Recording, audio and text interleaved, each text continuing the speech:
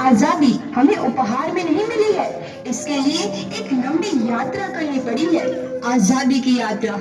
इस यात्रा में हजारों लाखों लोगों ने अपनी जान की कुर्बानी दी। 1919 जलियांवाला बाग।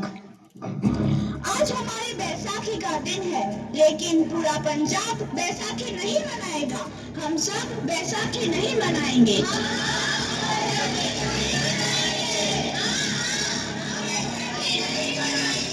जब तक हम अंग्रेजों को भारत से बाहर नहीं निकाल देते, पूरा पंजाब बैसाखी नहीं मनाएगा।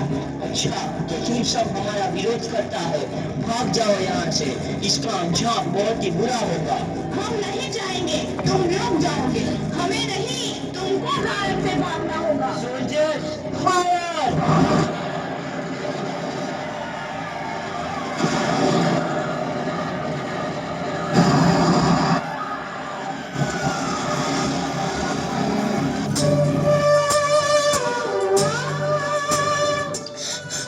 ये जमीन हमारी, ये धरती हमारी, ये खेत हमारे।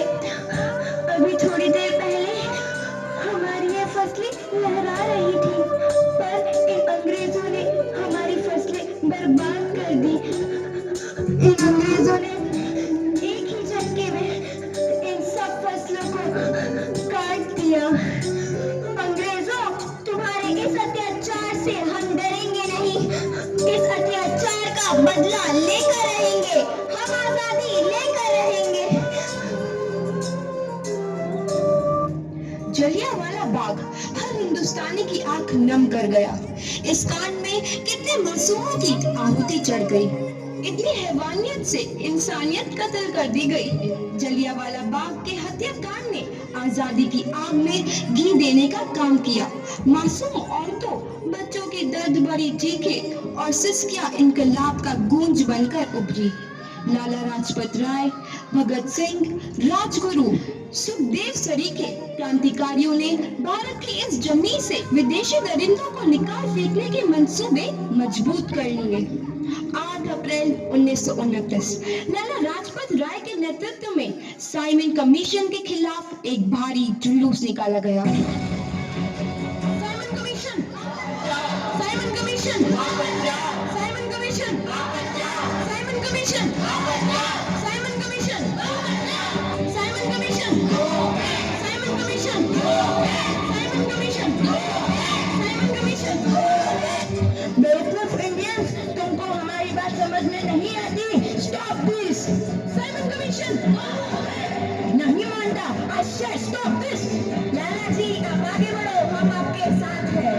लाला जी, आप आगे बढ़ो, हम आपके साथ हैं। लाला जी, आप आगे बढ़ो, हम आपके साथ हैं। लाठी चार्ज।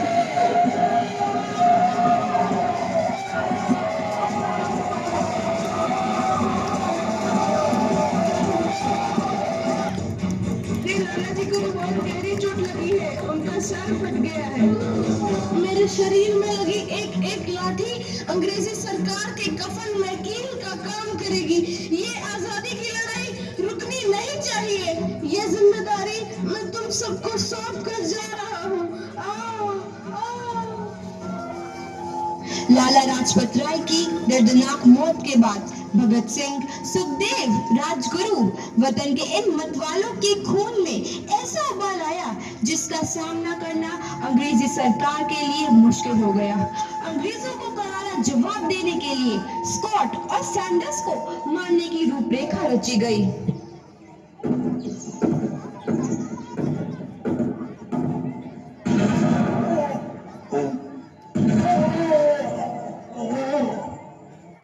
सैंडर्स मारा गया। चारों तरफ तहलका मचा था। दीवारों पर लिखा था, लाला जी की मौत का बदला ले लिया गया है। भगत सिंह समेत सभी वहां से फरार हो गए। 8 अप्रैल 1929 दिल्ली में ब्रिटिश सरकार की सेंट्रल लेजिस्लेटिव असेंबली की बैठक में 2 बम धमाके की आवाज सुनाई दी।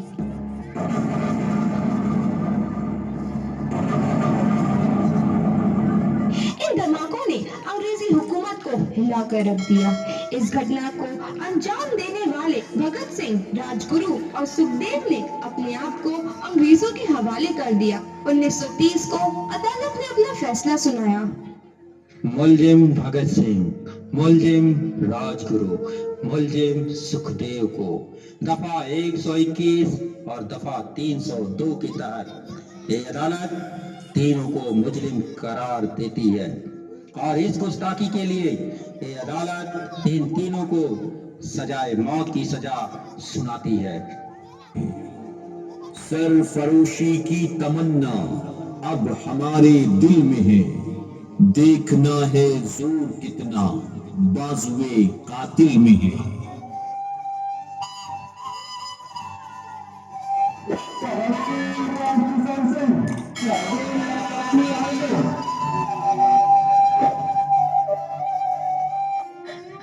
पुत्र की हाल है तेरा। मैं चंगा हूँ माँ, फिक्र करने की कोई गल नहीं। पुत्र, मेरा दिल तेरी तरह पत्थर दिल नहीं होगा। तेरी ये गल्ला सुन के मेरा कलेजा फटे जा रहा है। माँ, मेरा दिल कोई पत्थर जैसा नहीं है, एक वतन परस्त का दिल है जो मेरे देश प्रेम के जज्बे को ताकत देता है। बेटा, मेरा लाल। माँ, आज मेरी तपस्या पूरी होने जा रही है।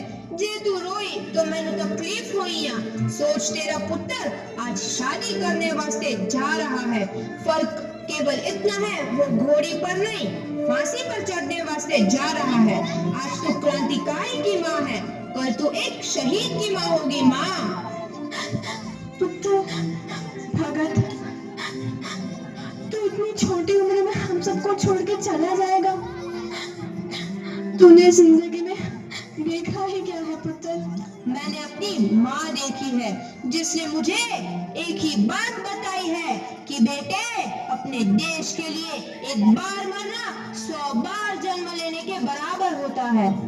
अच्छा माँ, अब आशीर्वाद दे, आखिरी बार विदाई लेने का समय आ गया है। भगत, मेरे लाल।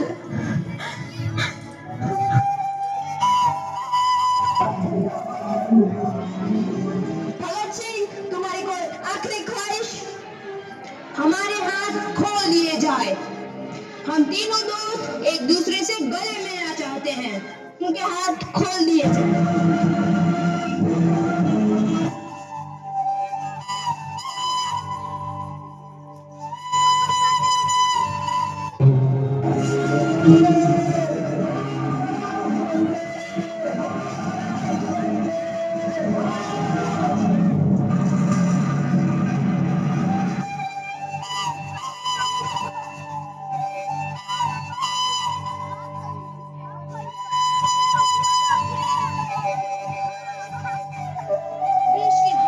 जवान के मन में आजादी की नई उमंग हिलोरे लेने लगी। अंग्रेजों भारत छोड़ो का नारा जोर पकड़ रहा था। सबने एक आजाद भारत का सपना देखना आरंभ कर दिया था। हर कोई अपने अपने ढंग से इस महायज्ञ में अपनी आहुति दे रहा था। सुभाष चंद्र बोस, रानी लक्ष्मीबाई, तात्या टोपे और मंगल पांडे जैसे शहीदों की कुर्बानी 15 अगस्त 1947 को भारत आजाद हुआ।